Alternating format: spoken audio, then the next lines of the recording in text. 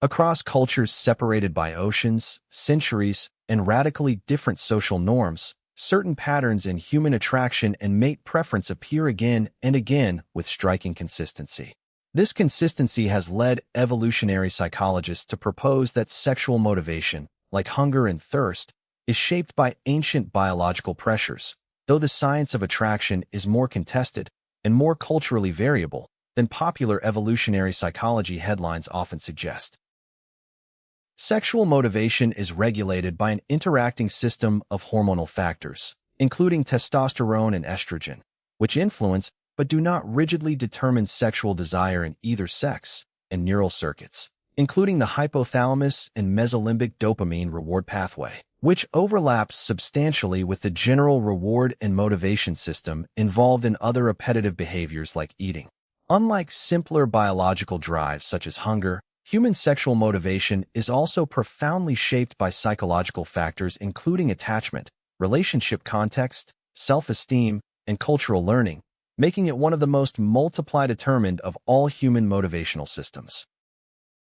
Robert Trivers's parental investment theory proposes that within a species, the sex that invests more biological resources and time in producing and raising offspring will tend to be more selective in choosing mates, while the sex investing less will tend to compete more intensely for mating opportunities. In humans, where female pregnancy, birth, and historically extensive infant care represent substantial biological investment, this theory predicts greater female selectivity in partner choice and greater male intrasexual competition, a pattern evolutionary psychologists argue is broadly, though not universally or rigidly, reflected in cross-cultural mate preference research. David Buss's extensive cross-cultural surveys, spanning 37 cultures across 6 continents, found some broadly consistent patterns, men reporting somewhat greater preference for youth and physical attractiveness in partners, and women reporting somewhat greater preference for resources and status, interpreted by evolutionary psychologists as reflecting differential reproductive fitness signals for each sex across human evolutionary history.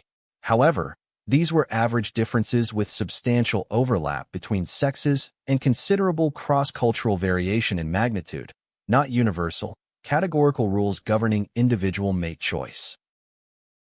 Critics of evolutionary psychology's approach to mate preference argue that many evolutionary narratives are constructed after the fact to fit observed patterns, making them difficult to falsify, and that they frequently underweight more straightforward alternative explanations grounded in cultural norms and economic structures. For instance, that women's reported preference for resource-holding partners in surveys may substantially reflect the practical economic realities of gender-based income inequality across the sampled societies, rather than a fixed evolved psychological preference, since this preference is measurably weaker in societies with greater gender economic equality. Beyond debates over evolutionary theory, sexual motivation and attraction show enormous individual variation in intensity, object, and expression, shaped by factors including sexual orientation, individual attachment history, cultural norms around romance and marriage, and personal values that vary far more than any single evolutionary framework alone predicts.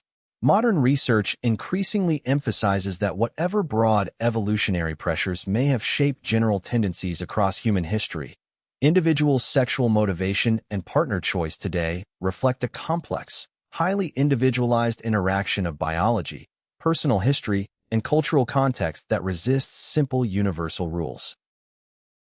Sexual motivation sits at a genuinely contested intersection of biology, evolutionary history, and cultural context, where broad cross-cultural patterns coexist with substantial individual variation and legitimate scientific debate about how much of what we observe reflects deep evolutionary programming versus the economic and cultural structures of the societies being studied.